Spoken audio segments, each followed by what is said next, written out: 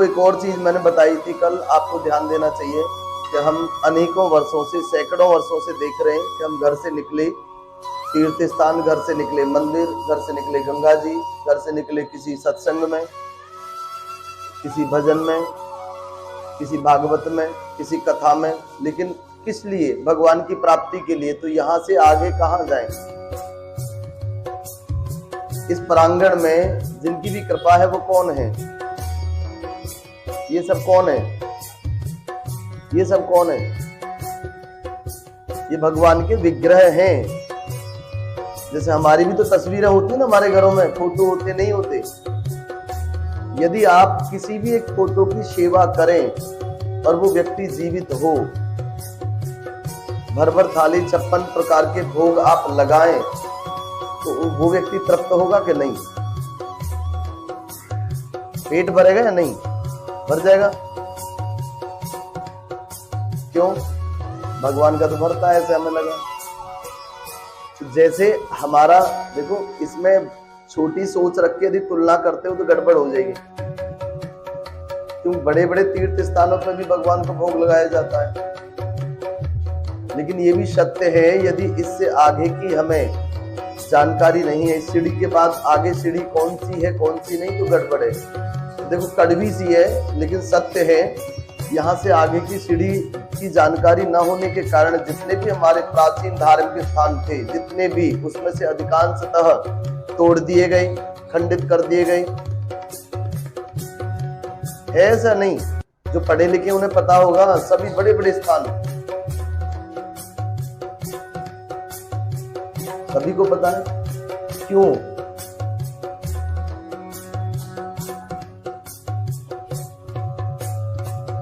आप बिल्कुल सामान्य तरीके से सोच करके देखो, यदि भगवान और भगवान के विग्रह में अंतर न हो, किसी की सामर्थ्य है कि गलत विचार, मन का भाव गलत हो, फिर इन्हें स्पर्श कर जाए, तोड़ना तो दूर की बात है, कोई कर सकता है स्पर्श? यदि हमें इससे अगली सीढ़ी का पता हो, ज्ञान हो, तो कोई इस सीढ़ी पर चढ़ भी नहीं सकता। तोड़ना, खंडित करना तो बहुत दूर की बात है।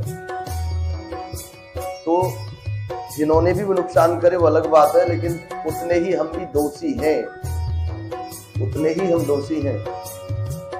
किसी के घर को कोई तोड़े, या तो वो घर जिसका है वो कमजोर होगा, या घर पे नहीं होगा, या और भी कोई कारण होता है, या तो घर तो नहीं होगा या कमजोर पड़ गया होगा, अभी तो तोड़ेगा। तो ये समझने की चीज है। और आगे, नारद जाने नाम प्रतापी, जग प्रिय हरे हरे हरि प्रिय आपो, नाम जपत प्रभु कीन प्रसादु, पर शिरोमणि भय प्रहलादु। नारद जी ने नाम के प्रताप को जाना है, हरि से सारे संसार को वह प्यारे हैं। नारद जी किसका नाम लेते हैं? श्री हरि का। नारायण नारायण यही बोलते हैं कि कुछ और? यहाँ पे कोई ऐसा है जो नारायण नाम का जाप करता हो और वास्तविक अर्थ समझता हो नारायण नाम का? नहीं ना। नारद मुनि ब्रह्मा जी के मानस पुत्र थे और देव ऋषि थे, यानी देवताओं के ऋषि। और आप यानी श्री नारद जी हरि और हर दोनों को प्रिय हैं। हरि और हर लक्ष्मी नारायण को कहते हैं। नाम के जपने से प्रभु कृपा की, जिससे प्रहलाद भक्त शिरोमणि हो गए।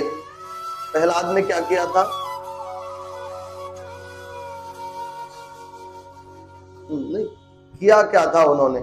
नाम जप, भगवान का नाम जप। और इतनी गहराई से, इतने तन्मय से कि उन्हें हर व्यक्ति, हर जीव, हर वस्तु, चाहे वो जड़ है चेतन है,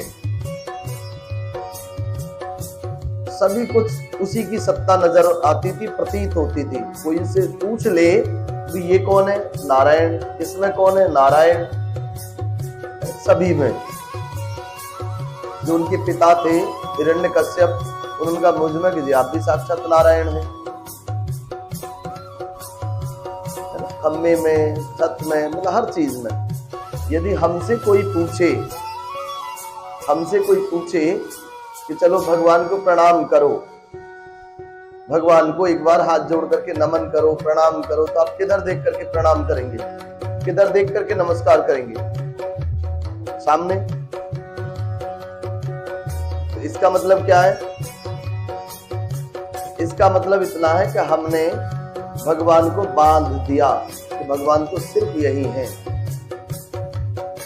ये जानते हुए कि भगवान कण कण में है, कोई रिक्तता नहीं है जहां भगवान ना हो, ऐसा कोई रिक्त स्थान नहीं है। कोई स्थान, कोई कण, कोई बिंदु ऐसा नहीं जहां भगवान ना हो। फिर भी हमें लगता है भगवान सिर्फ उधर है। तो भक्त प्रहलाद अपने भक्ति मार्ग में इस स्तर पर पहुंच चुके थे, उन्हें दिशा और दशा ये दोनों भेद खत्म हो गए थे। अपना पराया नहीं, भगवान तो उस मंदिर में या उस तीर्थ में नहीं, भगवान जहां मैं हूं यहां है और कण कण में है। जैसे आपने छोटी छोटी कथाएं सुनी होंगी कि एक संत थे, दोपहर का समय था, थक गए बेचारे, उनकी आंख लग गई, लेट गए। तो दो चार व्यक्ति आए, अरे बाबा ऐसे कैसे लेट रहा है? देखता नहीं सामने मंदिर है, भगवान की तरफ पैर करके लौटते हैं। तो उन्होंने कहा भैया गलती हो गई, लेकिन जिधर भगवान ना हो उधर बता दे, मैं पैर उधर कर लूंगा। तो जिधर जिधर उनके पैर करे वो मंदिर उधर उधर नजर आया उन दोनों व्यक्तियों को। सुनिए ना ऐसी छोटी छोटी कथाएं? नहीं सुनिए, किसी ने नहीं सुनी?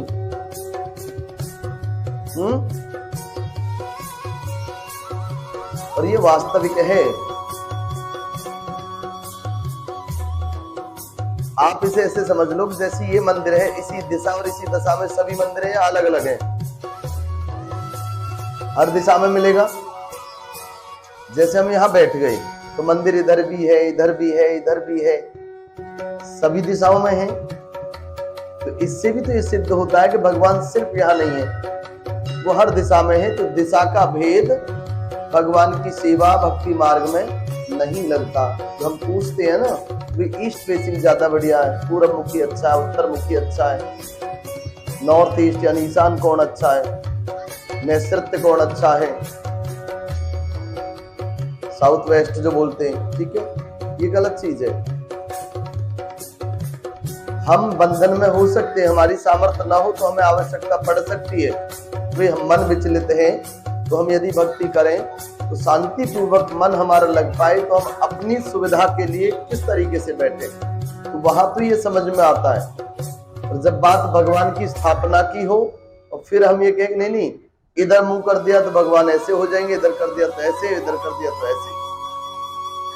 आप स्वयं से अनुभव करना, स्वयं से इधर मुंह करके क्या होता आपके साथ, इधर क्या। तो मैं चैलेंज करता हूं सभी को, आप कोई अंतर नहीं बता सकते,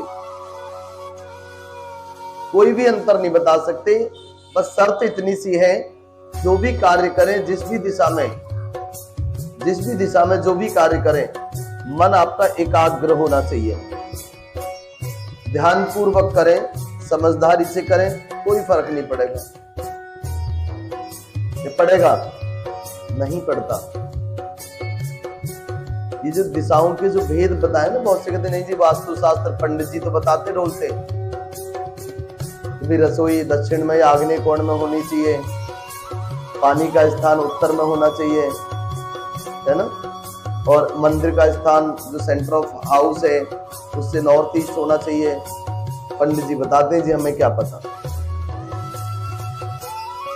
ये उन लोगों के लिए हैं जो नए नए हैं इस मार्ग में, उनके लिए ये चिन्ह है कि आप ऐसे चलो। जिसको रास्ता पता हो, समझ में आ गया हो, उसके लिए जरूरत नहीं इन सब चीजों की।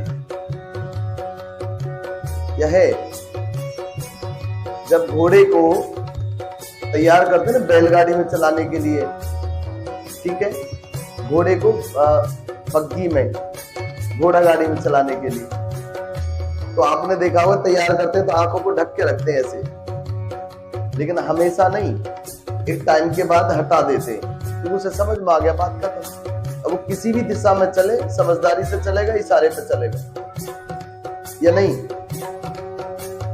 वो जो दिशाओं की आवश्यकता है, ऐसे बैठे या वैसे बैठे, तो शुरुआती दौर में हम अपने आप को स्थिर और स्थायी रूप से भगवान के नाम में, ध्यान में लगा पाए, उसके लिए है ये। सहायक होते हैं बस, अनिवार्य नहीं है।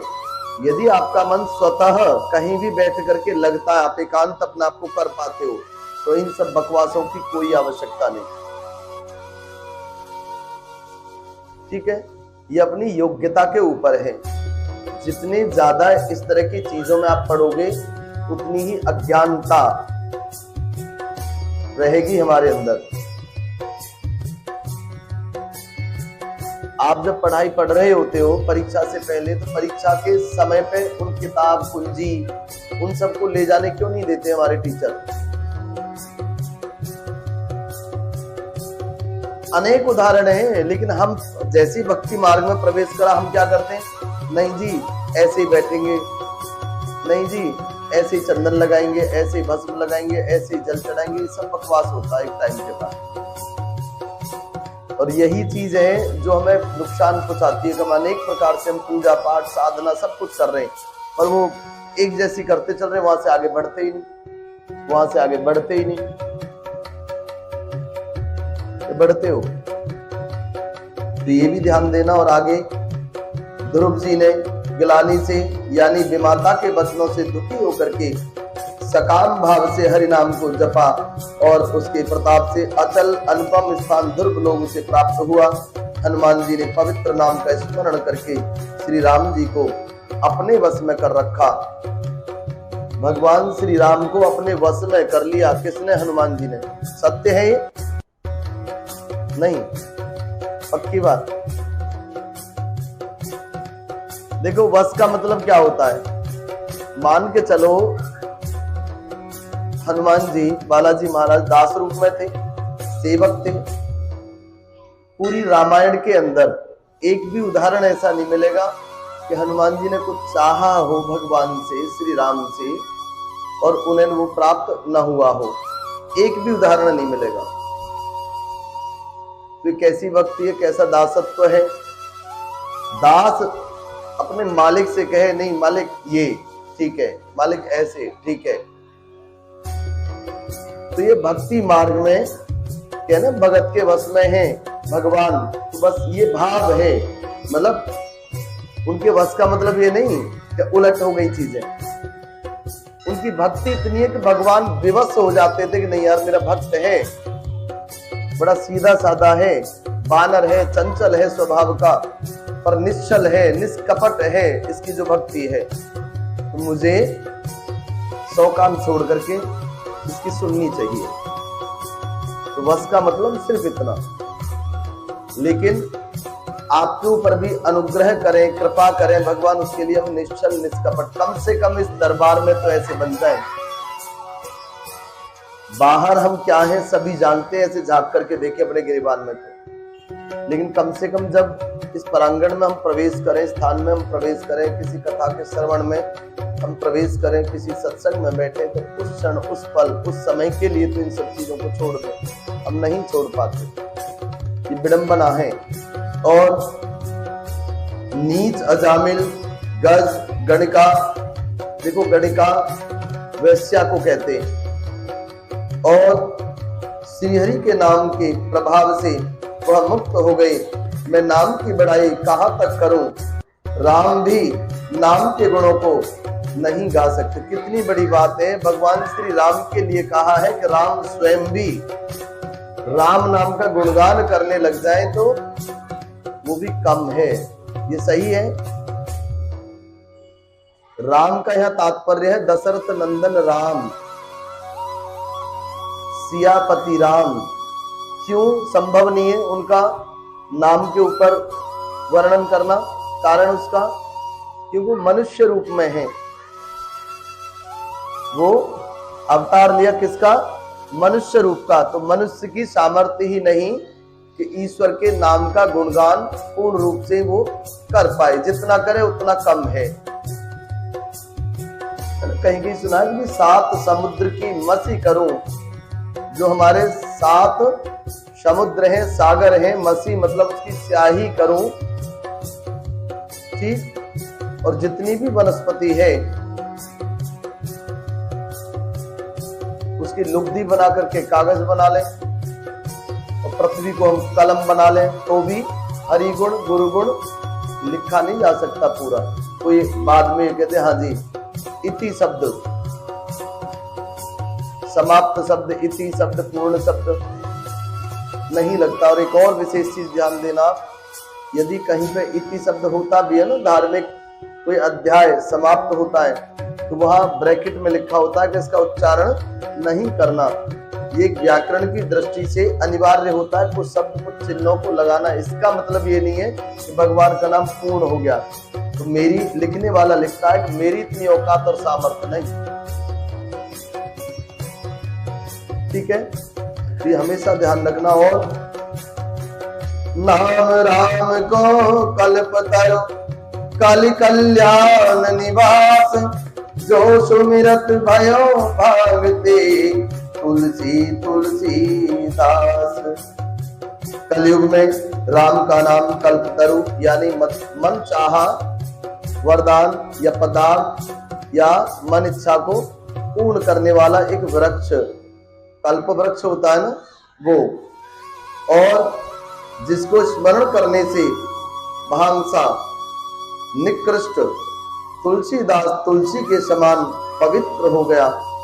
भांग देखो यहाँ पे एक चीज और ध्यान देना, भांग चढ़ाते हो ना भगवान को, भोलेनाथ को भांग चढ़ाते हो ना, यहाँ पे निकृष्ट बताया इसको। निकृष्ट मतलब अपवित्र, छूने योग्य भी नहीं। चढ़ाना और पीना और खाना और खिलाना तो बहुत बड़ी बात है। इसमें लिखा हुआ है जो सुमिरत भयो भांगते, जो सुमिरत भयो भांगते तुलसी तुलसी दास, यानी भांग। अच्छा, कौन यह चाहता है कि घर का कोई भी सदस्य, कोई भाई, पोता, बेटा, पति, मित्र, सखा, किसी भी रूप में भांग का सेवन करे? कोई चाहता है? और कोई करने भी लगे घर के अंदर तो सभी तो ये चाहते हैं भगवान थोड़ी कृपा कर सद्बुद्धि दे और इन्हें छोड़ दे। अच्छा, भगवान को क्या सोच करके चढ़ाते हो फिर इन भांगों को? आप इतनी नफरत करते हो, पीने वाले से नफरत करते हो, गलती से पीने वाला घर में हो तो आप चाहते हो कि जल्द से जल्द छुटकारा मिल जाए, मुक्ति मिल जाए इससे। भगवान को क्यों अर्पण करते हो जी भांग? यदि भगवान को अर्पण करते हो तो आपको बुरा क्यों लगता है जब आपके घर में कोई इसका सेवन करता है? अब आपको बुरा लगता है तो बुरी चीज भगवान को क्यों चढ़ाते हो? और यहाँ पे बताया भगवान श्री राम के नाम से जो सुमिरत भयो भांगते, जो भांग जैसा निकृष्ट, जो अपवित्र समझने वाला, वो तुलसी जैसा।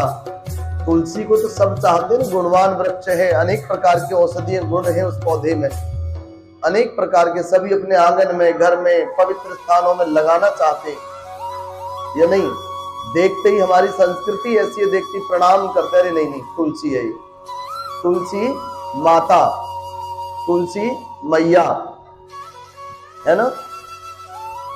अच्छा, भांग को जब भांग पवित्र हुई ना, जब भगवान को चढ़ाते हो तो उसे क्या बोलते हो? भांग मैया बोलता कोई? देखो, जो भगवान को चढ़ाई जाए वो पूजनीय होनी चाहिए ना चीजें। भांग मैया बोला करो आप। अच्छा, कितने लोग हैं जो भांग को जल चढ़ाते, धतूरे को जल चढ़ाते? नहीं, भांग के वृक्ष को जल चढ़ाते हो, धतूरे के वृक्ष को जल चढ़ाते हो। कितने लोग? एक भी तो नहीं, कोई भी नहीं चढ़ाता। मैं कह रहा हूं भांग के पौधे को जल चढ़ाता हो कोई नहीं चढ़ाता, कोई तो नहीं चढ़ाता। क्यों? क्योंकि उसे अपवित्र माना गया है, अशुद्ध माना गया है और अछूत माना गया है उसे। भांग के अंदर कुछ औषधीय गुण होते हैं, तो किसी की चिकित्सा के लिए उसका प्रयोग करना हो वो अलग बात है। किसी की चिकित्सा के लिए औषधि के रूप में उसका प्रयोग करना बिल्कुल अलग बात है। और आज देखो भजन के नाम पे जोर जोर से डीजे चल रहे और अनाप शनाप उल्टी सीधी चीजों से जोड़ दिया।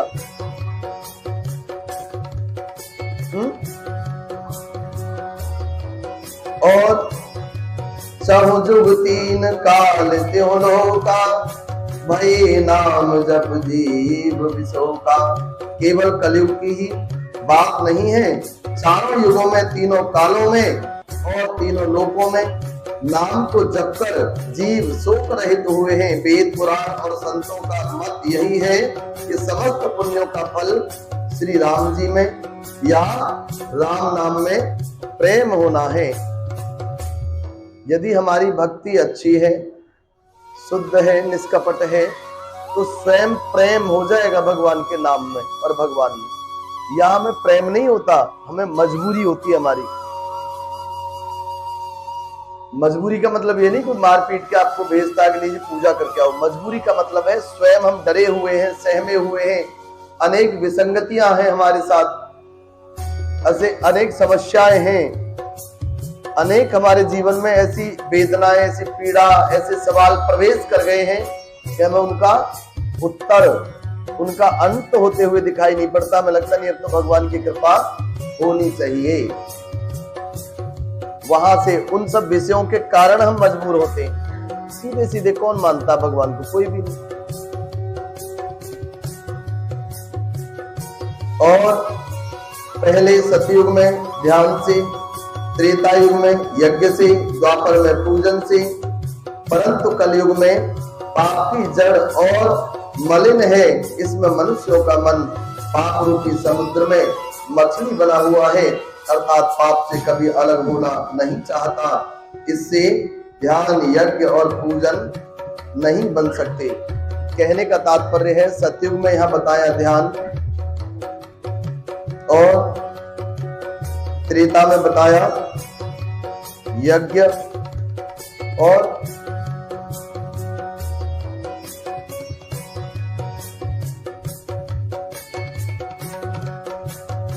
फिर बताया द्वापर में पूजन, और अभी क्या है? कलयुग। ये बैठना चाहे तो बोल दो, इनसे आ जाएंगे, बैठ जाएंगे 10 मिनट। और देखो कोई नहीं, आप थोड़ा ध्यान दें। क्या क्या बताया हमने? ध्यान सतयुग में, यज्ञ त्रेता में, पूजन द्वापर में, और अभी क्या बचा? कलयुग। कलयुग में क्या? नाम। इसमें कारण है। देखो ध्यान वाली चीजें अलग हुआ करती थी, उस समय में साधनाएं हुआ करती थी, और यज्ञ अनुष्ठान अपने से बाहर आश्रम इत्यादियों में हुआ करते थे। ठीक है। उसके बाद पूजन। पूजन मतलब किसी की आरती, किसी की प्रशंसा, किसी के गुणों का बखान करना कथा के रूप में, पूजन की विधियां हैं। अनेक प्रकार के क्षेत्रीय व्यवस्थाओं से भी इनमें बदलाव होते हैं। और थोड़ा सा और आगे बढ़े, फिर हम पहुंच गए आज कलयुग में प्रवेश किया हमने, और कलयुग का भी प्रथम चरण, प्रथम पाद चल रहा। अभी 4,32,000 वर्ष आयु है इस कलयुग की, जिसमें 5,000 कुछ वर्ष बीते हैं अभी, मात्र 5,000 कुछ वर्ष। ठीक है। तो अभी बहुत बचा हुआ है। लेकिन हमने सुना होगा कलयुग केवल नाम आधारा, कलयुग केवल नाम आधारा। तो नाम का मतलब ये नहीं कि आप बैठ गए और राम नाम लेने लगे। नाम का मतलब है मानसिक स्तर से, अंतःकरण से, क्योंकि इसमें बताया अभी कि मन हमारा समुद्र में मछली की प्रकार, मछली की तरह भटकता है, विचरता है। और मछली को उस समुद्र से यानी पानी से अलग करो तो वो व्याकुल होती है, परेशान, उनसे लगता है मैं मर जाऊंगी, और वो मर जाती है। वैसे ही इस भौतिक संसार रूपी सागर में हम इस तरीके से रम गए कि यदि हमसे कोई कहे ना कि नहीं भाई आज फोन नहीं, 24 घंटे के लिए फोन छोड़ दो, 24 घंटे लाइट काट दी जाएगी आपके घर की, कूलर पंखा सब बंद, मनोरंजन के कोई साधन नहीं, तो ऐसा लगेगा कि अब जिंदे हम रहें कैसे। किसी ने भोजन, हवा, पानी बंद कर दिए हो, ऐसे आदी हो गए ना इन चीजों के हम। नहीं हुए तो बताओ, बेचैनी होती है ना अधिकतर। तो आप खुद विचार करके देखो, ना तो हम पंखा से जीवित हैं, ना महलों से जीवित हैं। हमें समय पर भोजन, समय पर शुद्ध वायु, समय पर जल प्राप्त हो, वस्त्र प्राप्त हो, नींद आ जाए अच्छी, इतना बहुत है। और ऐसे कराल कलयुग के काल में तो नाम ही कल्प वृक्ष है, जो स्मरण करते ही संसार के सब जंजालों को नाश कर देता है। कलयुग में यह राम नाम मनोवांछित फल देने वाला है। परलोक का परम हितैषी और इस लोक का माता पिता है, अर्थात परलोक में भगवान का परम धाम देता है और इस लोक में माता पिता के समान सब प्रकार से पालन और रक्षण करता है। कलयुग में न कर्म है, न भक्ति है, न ज्ञान ही, राम नाम ही एक आधार है। कपट की खान कलयुग रूपी काल नैमी के मारने के लिए राम नाम की बुद्धिमान, राम नाम ही बुद्धिमान और समर्थ श्री हनुमान जी हैं। यदि राम नाम का सही रूप से आप प्रयोग करते हो अपने जीवन में, तो आप स्वयं साक्षात हनुमान जी बन जाएंगे। तात्पर्य सिर्फ सरल सा है, हनुमान जी कोई और नहीं, हनुमान जी राम के भक्त, राम के भक्त कोई और नहीं। जो राम नाम रूपी उस माला का निरंतर अपने हृदय से जाप करता हो, वो हनुमान, वो हनुमान। बस हम अलग से हनुमान की हम व्याख्या करें तो हनुमान की जहाँ चर्चाएं आती हैं, जहाँ पे भी चर्चाएं आती हैं रामायण के अंदर, किसी अन्य धर्म ग्रंथ के अंदर, तो हनुमान जी स्वयं स्वीकार करते हैं कि प्रभु मैं तो बानर हूं और मैं किसी के घर भी जाऊं तो लाठी लेकर भगा देते, कोई पसंद ही नहीं करता। न मेरे पास बल न बुद्धि, सिर्फ चंचलता है और वो भी किसी को पसंद नहीं। या तो मदारी गले में रस्सी बांध करके पीट पीट करके अपने इशारों पर नचाता है। यदि मैं स्वयं अपनी स्वेच्छा से किसी के घर पहुंच जाऊं तो वो देखते मुझे भगा देते, गालियां देते, सो अलग। यदि मेरे अंदर वो कृपा और सामर्थ्य होती, मेरे यानी मुझ बानर के अंदर, तो फिर तो सभी बानर पूज रहे होते। ये भी तो सत्य है। लेकिन उन्होंने स्वयं स्वीकार करा, ये तो आपका नाम का आधार है। जिसकी कृपा है तो बस मैं चल रहा हूं, मेरी कोई इसमें विशेषता नहीं है। और ये बिल्कुल सत्य है। देखो हमारे साथ बिल्कुल वैसे ही है। यदि देखो, मैंने अभी 3-4 दिन पहले एक प्रश्न पूछा था, जब आप अपने आप को शीशे में देखते हो, दर्पण में देखते हो, यानी शीशे के सामने आप खड़े हो जाओ, जो उस समय नहीं थे, तो आज विचार करना इस बात पर, जब शीशे के सामने खड़े होते हो आपको कौन दिखता है? शीशे के सामने जब खड़े होते हैं तो हमें कौन दिखता है शीशे में? हाँ जी,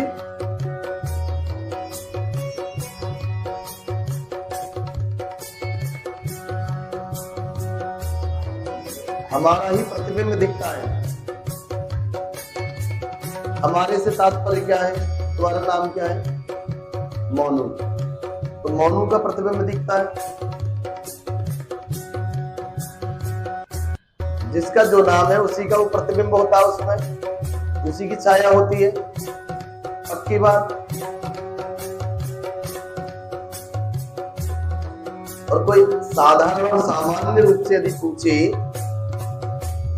तो सोनू मोनू की जगह वो बोलता है कि मुझे मैं ही दिखूंगा। जाहिर सी बात है, शीशे के सामने मैं शब्द से संबोधित करता हूँ व्यक्ति या कोई और। लेकिन जब शीशे के सामने हम खड़े होते हैं और कोई हमसे पूछे भाई क्या कर रहे हो, है ना, माता बहन नहीं कुछ नहीं, थोड़ी बाल संभाल रही थी, बिंदी लगा रही थी, या अलग अनेकों श्रृंगार हैं, सही जगह पे सही रहे, इधर उधर ना हो, कुछ इस प्रकार से। भाई हम सजते संवरते हैं ना एक तरफ अपने आपको देख करके, सब ठीक है। और विशेष करके कोई कान, आंख, नाक, कान की बात करे और कोई पूछे क्या करे, नहीं, मैं अपनी नाक में बाली पहन रही हूँ, या लौंग पहन रही हूँ, या नथ पहन रही हूँ, या कान में हम कुछ पहन रही हूँ, ईयररिंग्स वगैरह, ठीक है। मैं अपनी, आप नहीं दिखते उसमें, अपने आप शरीर को देखते हो, यही तो बता रहे थे। तो ये शरीर रूपी चीजों का जी आप ध्यान रखते हो तो गड़बड़े, थोड़ा सा गहराई में जाना पड़ेगा। और कोई भी व्यक्ति दर्पण में अपने आप को नहीं देख पाता, अपने शरीर को देखता है, ये ध्यान रखना। यहाँ पे अपने आप की बात हो रही है, स्वयं की बात हो रही है, जिसका ये शरीर है, जिसके शरीर से मतलब है जो इस शरीर में वास करता हो। तो बार बार नाम की चर्चा हो रही है, लोगों ने इसका बिल्कुल उलट बना दिया। उलट मतलब कि नहीं, ना तो हवन करना, ना जप करना, ना ध्यान करना, ना पूजन करना, भगवान का नाम लो। कलयुग में तो नाम ही आधार है और बेड़ा पार हो जाएगा। कैसे हो जाएगा भाई? यदि आपको उसकी विधि नहीं पता कि वो नाम कैसे लेना है, किस प्रकार से लेना है, तो कैसे बेड़ा पार हो जाएगा? नहीं होना। और आगे क्या कहते हैं? राम नाम नर केसरी, कनक कसिप कलिकाल, जापक जन प्रहलाद जिन, पालहि दल सरोसार। राम नाम श्री नरसिंह भगवान है, कलयुग हिरण्यकश्यप है, और जप करने वाले जन प्रहलाद के समान है। यह अब देखो, ध्यान देना, प्रहलाद, भक्त प्रहलाद कब हुए, किस युग में हुए? सतयुग में हुए, ठीक है। भक्त प्रहलाद सतयुग में हुए।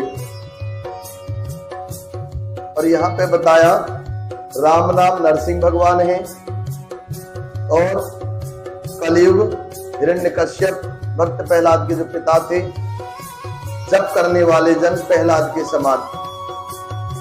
अब ये कठिन होती जा रही है चीजें, जो हम कहते हैं नहीं भी राम का नाम लो सब बेड़ा पार।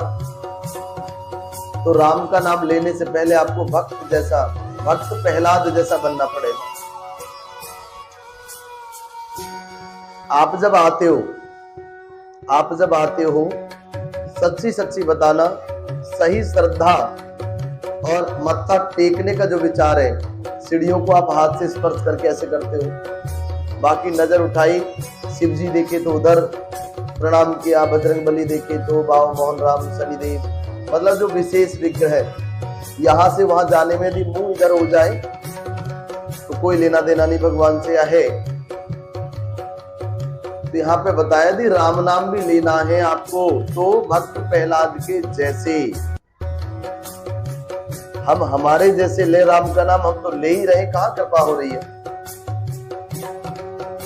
और भक्त प्रहलाद भी मत बनो, जो उसके नियम उनका अनुसरण कर लो, पालन कर लो, बात बन जाएगी। अच्छे भाव प्रेम से, बुरे भाव बैर से, क्रोध से या आलस्य से, किसी तरह भी नाम जपने से दसों दिशाओं में कल्याण होता है। देखो यहाँ कितनी सुंदर बात बताई, आप प्रेम से नाम लो चाहे क्रोध से नाम लो। मान के चलो आपको क्रोध आ रहा है, गुस्सा आ रही है, आपको किसी कारण से बहुत ज्यादा गुस्सा, आग बबूला हो रहे हो, इसने बोला तो बोला कैसे, लेकिन हमने संकल्प लिया हुआ है कि भाई राम नाम तो लेना ही है, हमें राम नाम तो लेना ही है। कभी आप प्रयोग करके देखना, जब क्रोध सिर चढ़ के बोले, गुस्सा सिर चढ़ के बोले, तो राम नाम, हरि नाम, शिव नाम, जो भी नाम आपको प्रिय लगता हो ईश्वर का, उस नाम का 1 मिनट तो जाप करके देखना। ये सोच के करना पहले मैं माला पूरी कर लूं फिर बताऊंगी इसे। तो आप इतना अंतर पाओगे अपने स्वयं के अंदर और उस वातावरण के अंदर जिसके कारण आप परेशान हुए। सब कुछ बदल जाएगा चमत्कारिक रूप से, लेकिन हमने कभी प्रयोग किया ही नहीं किया। हम क्या करते हैं, माला तो बाद में जपूंगी, पहले इसकी माला जप लो, यही तो करते हैं। मंदिर तो बाद में जाऊंगी, पहले यही की पूजा कर लो, है ना। हम तुरंत भगवान के नाम को हम नीचे पटक देते हैं और बुराइयों को ऊपर रख लेते हैं, एक क्षण भी नहीं लगाते, एक पल भी नहीं लगाते। मैं ये कह रहा हूं रामचरितमानस के माध्यम से कि जब क्रोध आए और आपकी कोई गलती नहीं, आपको जबरदस्ती तंग किया जा रहा है अकारण, तो क्रोध आना जाहिर सी बात है। तो बस इतना करना, चाहे वो पूजा का समय हो चाहे पूजा का समय ना हो, चाहे वो सोने का समय है, जगने का समय है, कुछ भी समय सही, यदि आपके साथ कुछ ऐसा होता है कि जिससे आपको क्रोध आए, सिर्फ एक छोटा सा संकल्प करना, भी राम का नाम बस 108 बार ले लूं। क्रोध का मतलब लड़ाई, क्रोध का मतलब बदले की भावना, क्रोध का मतलब सबक सिखाना, क्रोध का मतलब असहनीय, तभी तो हमें बुरा लगा तो क्रोध आया, है ना। तो बस ये मान लेना कि नहीं भाई ताकत की जरूरत है, तो राम नाम का 108 बार जाप करके आशीर्वाद प्राप्त कर लो, फिर बताऊंगी या बताऊंगा इसे, तो आप पाओगे चमत्कारिक रूप से वो प्रभाव मिलेगा आपको खुद के जीवन में और आसपास अपने परिवार में। वो कारण ही खत्म हो जाएंगे जिनसे आपको परेशानी होती है स्वतः, चाहे वो क्रोध वाले कारण हो, शराब वाले कारण हो, अपशब्द बोलने वाले कारण हो, बच्चों को पढ़ाई में ध्यान न लगे वो कारण हो। बस क्रोध आने से पहले 108 में लगे कि इसमें समय लगेगा, तो भाई 54 बार कर लो। और 54 का आधा कितना होता है? हाँ,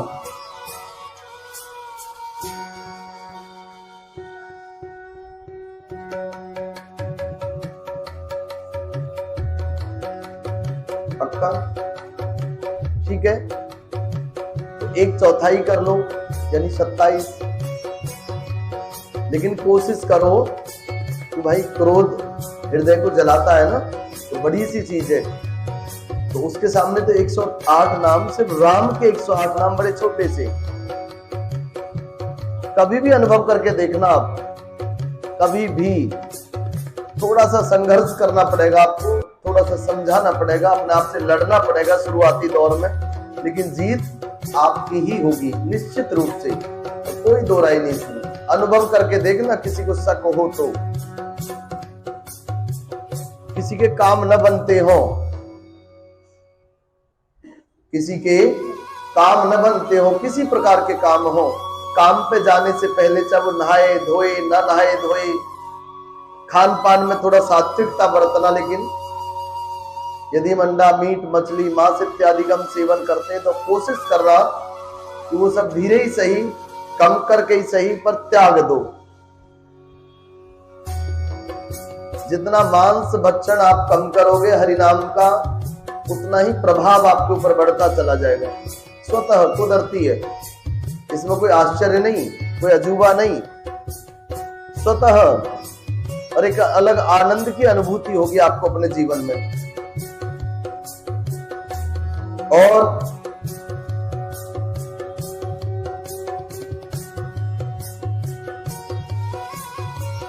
राम जी मेरी बिगड़ी सब तरह से सुधार लेंगे, जिनकी कृपा करने से नहीं अघाती, राम से उत्तम स्वामी मुझ सरीखा बुरा सेवक, इतने पर भी उन दयानिधि ने अपनी ओर देख करके मेरा पालन किया। देखो कितनी बड़ी बात है कि राम जैसा उत्तम स्वामी और मुझ सरीखा बुरा, अपने आप को बुरा। और हम क्या कहते हैं, राम का कोई भक्त राम की कोई भक्ति करे और बाहर तुझे पता है हम बजरंग दल से हैं, है ना, बड़ा अहंकार, बड़ा घमंड। तो यहाँ बताया घमंड तो दूर की बात है, मैं तो बुरा सा सेवक हूँ। बुरा मतलब जब तक यहाँ हूँ तो झाड़ू पोछा कर रहा हूँ, यहाँ से हटते न जाने कौन कौन से कर्म कर रहा हूँ, जो सब एक से एक बढ़ के नीच कर्म है। तुलसीदास जी कहते हैं अपने आप को, मेरे अंदर कोई गुण नहीं, ये तो तुम्हारी ही कृपा है कि सब गुणी को भी आप मौका दे रहे हो सेवा का। ये बहुत बड़ी बात है, मैं हूं नहीं उस योग्य, तो कुछ भी नहीं, शायद झाड़ू पोछा के लायक भी नहीं। और लोग और वेद में भी अच्छे स्वामी की यही रीति प्रसिद्ध है कि वह विनय सुनते ही प्रेम को पहचान लेते हैं। अमीर, गरीब, गंवार, नगर निवासी, पंडित, मूर्ख, बदनाम, यशस्वी, सुकवि, कुकवि, सभी नर नारी अपनी बुद्धि के अनुसार राजा की सराहना करते हैं और साध, बुद्धिमान, सुशील, ईश्वर के अंश से उत्पन्न कृपालु राजा सबकी सुनकर और उनकी वाणी, भक्ति, विनय और चाल को पहचान कर सुंदर मीठी वाणी से सबका यथा योग्य सम्मान करते हैं। यह स्वभाव तो संसारी राजाओं का है। हे कौशलनाथ, श्री रामचंद्र जी तो चतुर शिरोमणि हैं। श्री राम जी तो विशुद्ध प्रेम से ही रीझते हैं, पर जगत में मुझसे बढ़कर मूर्ख और मलिन बुद्धि और किसकी होगी। वो कहते हैं भगवान श्री राम जी तो विशुद्ध भक्ति से ही रीझते हैं, यानी प्रसन्न होते हैं, और मैं ठहरा मलिन बुद्धि वाला, गंवार और नीच कर्म करने वाला। नीच कर्म का तात्पर्य है कि भगवान के विमुख हम कोई भी कार्य करें वो सब नीच। जैसे घर से बाहर किसी व्यक्ति विशेष के लिए कोई कितना ही अच्छा और बुरा कार्य करे, घर पे माता पिता क्या कहेंगे? नहीं, वो ये मतलब उसे गिनती में न रख करके उसकी बुराई करेंगे, समझाएंगे कि भैया अपने घर की भी चिंता कर ले, घर में भी कोई रहता है। बाहर वालों की चापलूसी या सेवा में मत लगा रहा कर, ऐसे बोलते हैं ना? ये नहीं बोलते, बुरा लगता ना हमें। कोई बालक किसी का ऐसा करे भी कि बाहर जाकर के सबके कहना माने, काम करे, भाग दौड़ करे, कोई एक इशारे पे भागता दौड़ता रहे, बात हमारी आगे बेटा इस काम में कर दे, तो वो ना सुने। और सठ सेवक की प्रीत रुचि रख है राम कृपाल, उपल किए जल जान जेहि सचिव सुमित कपिभाल। हो कहावत सब कहत राम सहते उपहास, साहिब सीता नाथ सो सेवक तुलसीदास। तथापि कृपालु श्री रामचंद्र जी मुझ दुष्ट सेवक की प्रीति और रुचि को अवश्य रखेंगे, जिन्होंने देखो अपने आप को दुष्ट बताया। आप में से कोई है कि भगवान की भक्ति करो जो कि मैं बड़ा दुष्ट हूँ, पापी हूँ? किसी के मन में नाम विचार कुछ तो नहीं आया? क्यों नहीं आया? कि भाई आप तो पहुंचे हुए हो, ज्ञानी हैं, प्रकांड विद्वान हैं, सब विधियां पता है, हमें पता है कि भगवान यहीं मिलेंगे, इधर ही मिलेंगे, ऐसे ही। और यहाँ पढ़े लिखे होकर के भी वो क्या कहते हैं? कृपालु श्री रामचंद्र जी मुझ दुष्ट सेवक की प्रीति और रुचि को अवश्य रखेंगे, जिन्होंने पत्थरों को जहाज और बंदर भालुओं को बुद्धिमान मंत्री बना दिया। उनकी सेना में एक भी मनुष्य नहीं था। वो चाहते तो अनेक राजा थे, उनकी मदद लेकर के भी वो रावण का वध कर सकते थे या नहीं? और सब लोग मुझे श्री राम जी का सेवक कहते हैं, और मैं भी बिना लज्जा के संकोच के कहलाता हूँ, लेकिन कहने वालों का विरोध नहीं करता। कृपालु श्री राम जी इस निंदा को सहते हैं कि सीता, श्री सीतानाथ जी जैसे स्वामी का तुलसीदास सा सेवक। क्या मतलब इसका पता है? जैसे कोई बहुत अच्छा कोई व्यक्ति हो, प्रतिष्ठित, मान सम्मान वाला, और कोई बहुत समझदार से भी बहुत सारे व्यक्ति हैं, और एक बड़ा समाज की नजर में मूर्ख जैसा, और मूर्ख को भी वहां वो अपनी सेवा में लगा करके रखे, तो वो समाज क्या कहती है? कि बढ़िया नेताजी हमारे, इसे अकल नहीं दकल नहीं, और इसे लगाए डोलते हैं अपने साथ। तो वो कहता है कि मैं तो इतना मूर्ख और धूर्त हूं कि न जाने जो मेरे से बड़े बड़े जो सेवक हैं, भक्त हैं, मैं तो सेवक ही नहीं। वो कहते होंगे कि इतने उच्च कोटि के स्वामी श्री हरि, भगवान श्री राम, और सेवक ये, तो उंगली किस पे उठी? राम पर। तूने इतनी भी अकल नहीं कि मूर्ख रख रखा है सेवा में, धूर्त रख रखा है, बेवकूफ। वो कहते हैं कि मेरी मतलब राम जी इस निंदा को सहते हैं, उंगली राम जी पे ही तो थी। आप किसी खराब व्यक्ति को अपनी सेवा में रखोगे तो आपको ही तो बताएंगे भाई तुम्हें समझ नहीं कैसा मूर्ख रख रखा आपने, इसे काम धाम आता नहीं, बोलने चालने की इसे तमीज नहीं, ओढ़ने पहनने का ज्ञान नहीं, फटे टूटे कपड़े पहन के रखता, कभी नहाता कभी नहीं नहाता, कभी कुछ गाता कभी कुछ बजाता है। और यह मेरी बहुत बड़ी ठिठाई और दोष है, मेरे पाप को सुनकर नरक ने भी नाक से कोड़ ली। इतनी बड़ी बात है कि वो ये कहते हैं मैं इतना बड़ा पापी हूं कि नरक में भी कोई मुझे भेजे तो नरक में जो गए राम राम राम नहीं भगा इसको, कहां से लिया, यहाँ वहां भी जगह नहीं। स्वर्ग की तो बात ही छोड़ दो, वो स्वर्ग की, आनंद की, मंगल की तो बात ही नहीं करते। वो कहते भगवान की कृपा से नरक ही मिल जाए, क्योंकि मुझे पता है मैं नरक योग्य भी नहीं, इससे ज्यादा कोई अपना आपको क्या गिराएगा। अच्छा क्यों आवश्यकता पड़ रही है इनको गिराने की? क्योंकि बराबर में बात भगवान की हो रही है। यदि हम थोड़ी भी उठ जाए तो भगवान की शान में ये गुस्ताखी होगी। और हम उठने की तो बात छोड़ो, बराबर वाले को कौन ही मारते, हट परे नंबर मेरा है नहीं, ऐसी है। उठने की तो बात छोड़ दो। ये समझने की चीज है, समझने से ही बेड़ा पार हो सकता है, नहीं समझे तो अब मैं मतलब सत्य और असत्य का तो पता नहीं, पर बिल्कुल विचार कर लो, कोई बात बनने वाली नहीं है।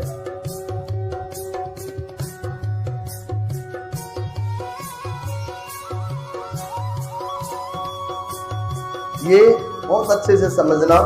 अब देखो कितनी बड़ी बात है, मेरे पाप को सुन करके, जबकि वो पाप नहीं, भगवान के चरित्र का सुंदर वर्णन लिख रहे हैं, फिर वो कहते हैं पापी हूं तो मैं तो पाप ही कर सकता हूं। या फिर ऐसा समझो किसी को पापी कब कहते हो, उसका कर्म पाप करने वाला हो। जब लोग उसे दुष्ट, मूर्ख, अज्ञानी, धूर्त कहते हैं तो वो फिर ज्ञान का काम तो कर ही नहीं सकता। उन्होंने भी सोचा जब मैं मूर्ख हूं तो पापी हुआ, तो मुझ पापी को देख करके तो नरक भी नाक सकोड़ लेता है। और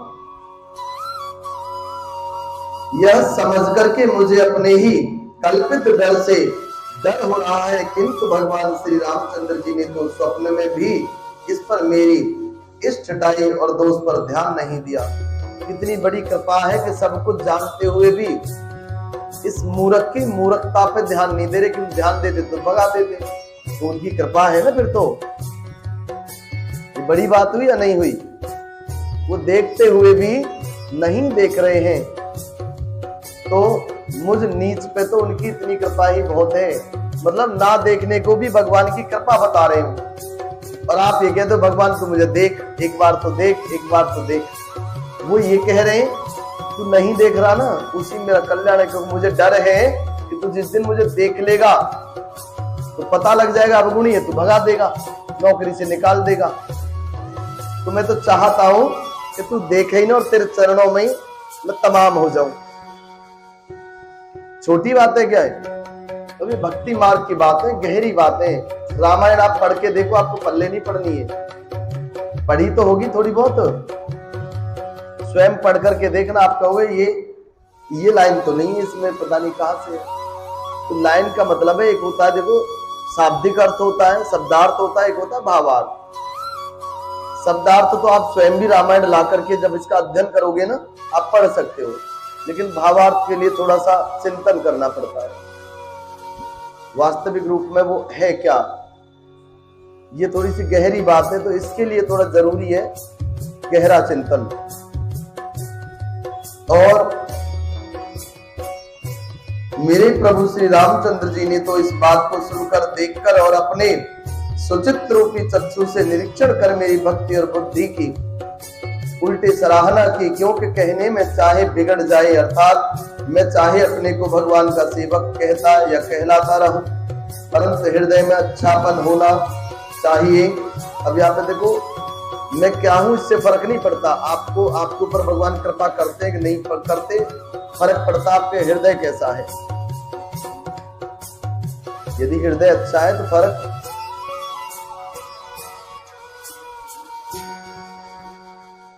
फर्क उससे पड़ता है। और अपने को उनका सेवक बनने योग्य नहीं मानकर पापी दीन ही मानता हूं और ये अच्छापन है। कहता है मैं उनका सेवक बनने की योग्य नहीं हूं, तो सेवक मैं बन कैसे जाऊं, वो कैसे जाऊं। मैं तो दीनहीन और पापी हूं, लेकिन मैं इसी को अच्छापन समझता हूं। आप में से कोई ऐसा है कि पाप करे और एक एक में अच्छा हो? नहीं ना। ये एक पापी भक्त की कथा चल रही है जिसका नाम तुलसीदास था। और ऐसा कोई नहीं, वो स्वयं स्वीकार कर रहे हैं अपने आप को, मैं बहुत बड़ा पापी हूं, दुराचारी हूं। और श्री रामचंद्र जी भी दास के हृदय की अच्छी स्थिति जानकर रीझ जाते हैं। हृदय की अच्छी स्थिति का मतलब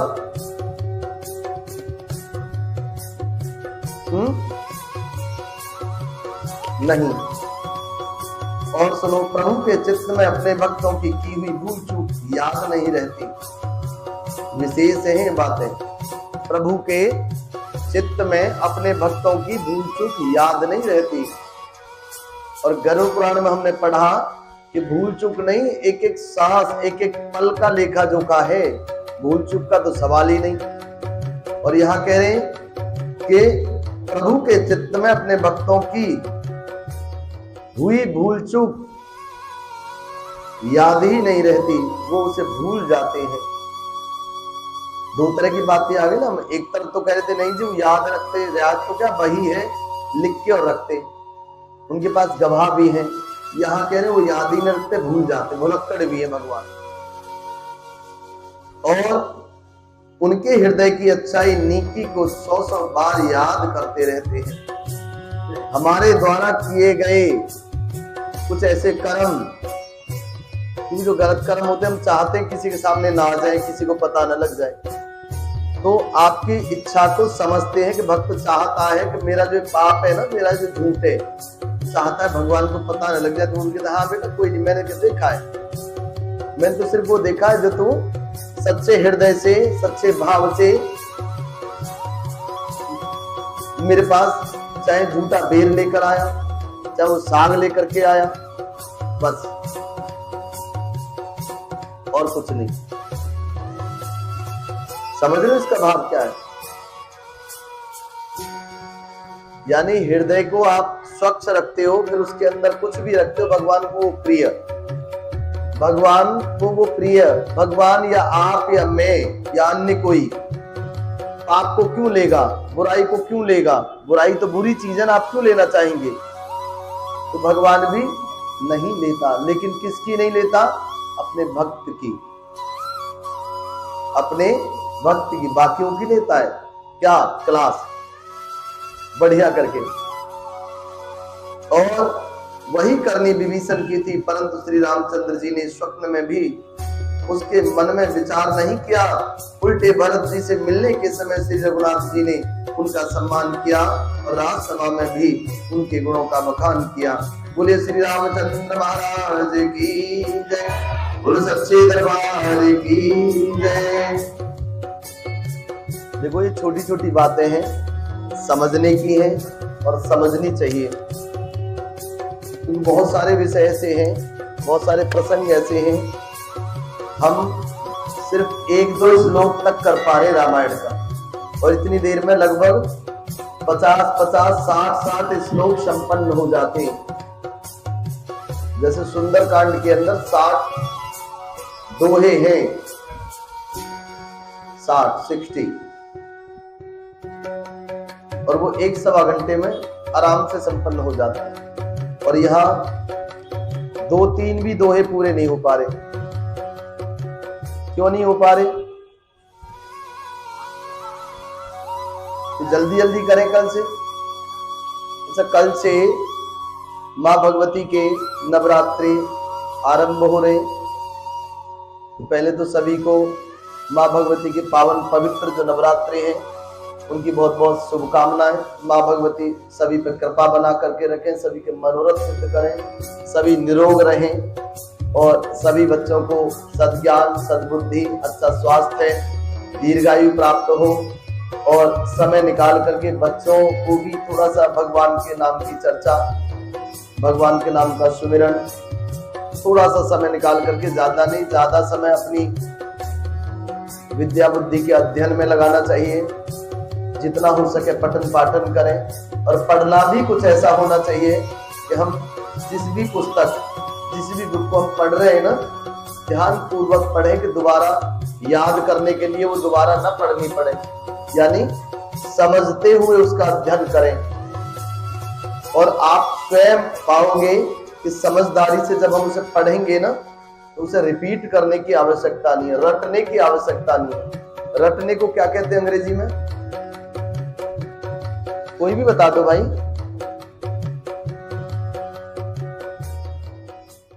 ग्लोसरी तो नहीं कहते, गूगल कर लो भैया, शायद मैं गलत हूं।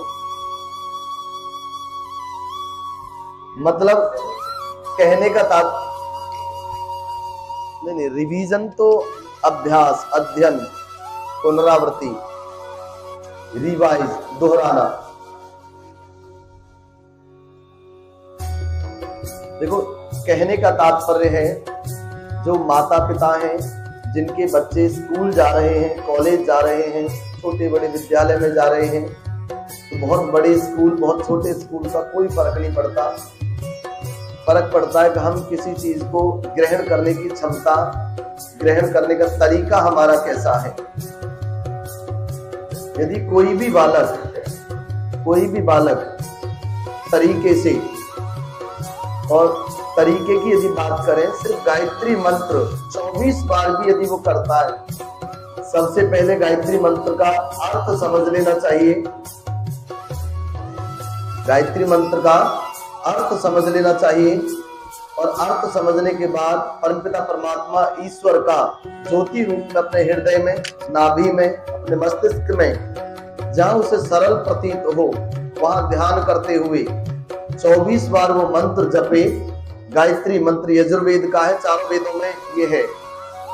और उस मंत्र को समर्पित करें परमपिता परमात्मा को, ईश्वर को।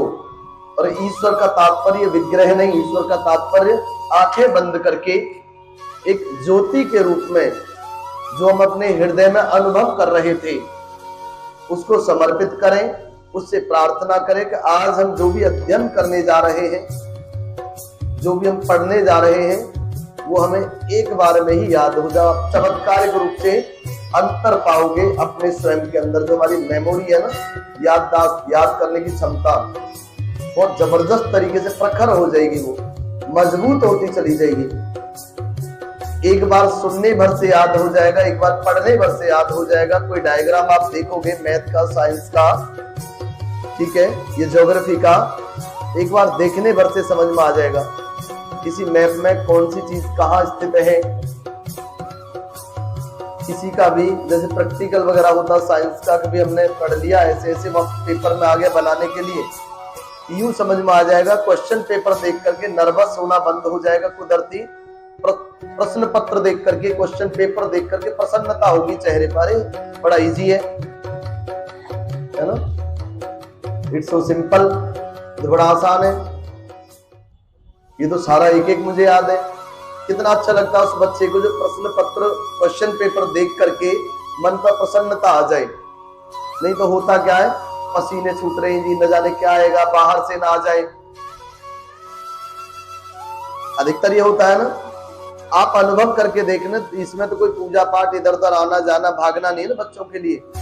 आप स्वयं प्रयोग करके देखना और 100% लाभ मिलेगा सभी बच्चों को। वो किसी भी उम्र के बच्चे से ही जिन्हें गायत्री मंत्र नहीं आता, माता पिता की जिम्मेदारी, फर्ज बनता है।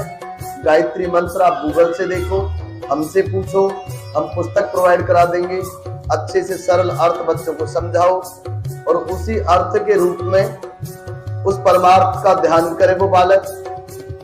24 बार गायत्री मंत्र का जाप करे और फिर उसे भगवान के श्री चरणों में समर्पित करके अपनी जो भी मनोकामना है भगवान से बेझिझक लड़के झगड़ करके मांग ले।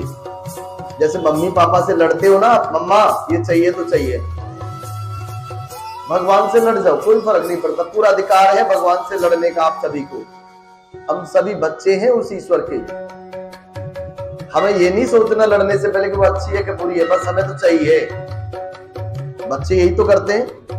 तो वो वात्सल्य, वो बचपना भी हमारे अंदर हुआ, वो भी एक भक्ति है। भगवान को बड़ा प्रिय लगता है अपना बालक, जैसे आपको अपना, कि भाई अच्छा है बुरा मेरा है, तू हट। तेरी हिम्मत कैसी हुई हाथ लगाने की और डांटने की? तो मेरा बालक है, चाहे जैसा सही मेरा है।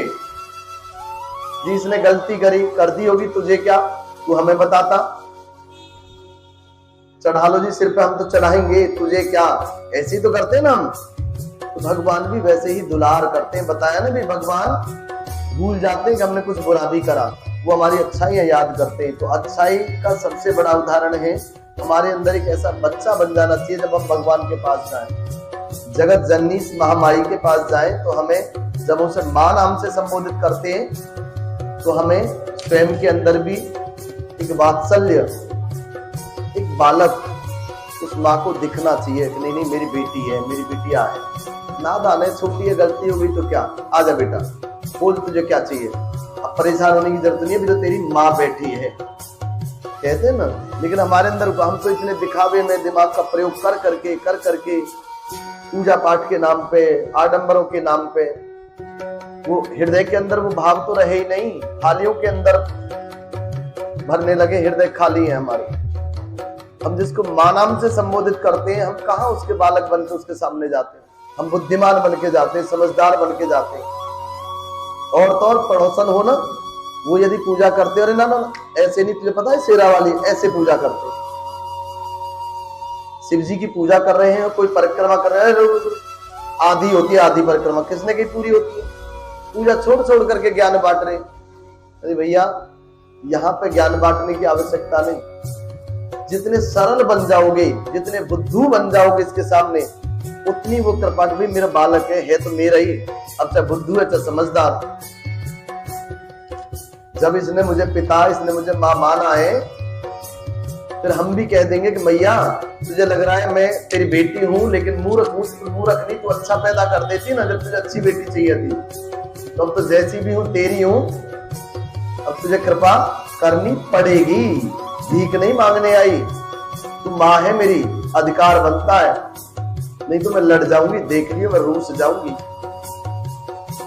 है ना। कभी भावमय होकर के आप लड़ करके देखो मैया से, लेकिन लड़ने से पहले आपको बालक बनना पड़ेगा, उसकी बेटी बनना पड़ेगा। नहीं, बोले सच्चे दरबार की जय।